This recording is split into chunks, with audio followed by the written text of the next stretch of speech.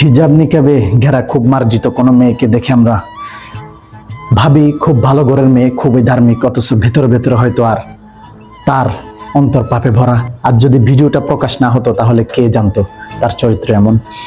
এই মেয়ের বাড়িতে বিয়ে প্রস্তাব নিয়ে যান আপনি, দেখবেন তার বাবা 5 লাখ টাকা 7 লাখ টাকা বেঞ্চে বসে আছে। এটাই বাস্তবতা এই সমাজের। বিয়েতে তো আরো অন্য খরচ, 5 লাখ টাকা তো আছেই। একটা মেয়েকে হালাল উপায়ে পাইতে গেলে একটা ছেলেকে যে কতটা পথ পাড়িয়ে দিতে হয় তা একজন অপ্রতিষ্ঠ বাবার ছেলেই জানে।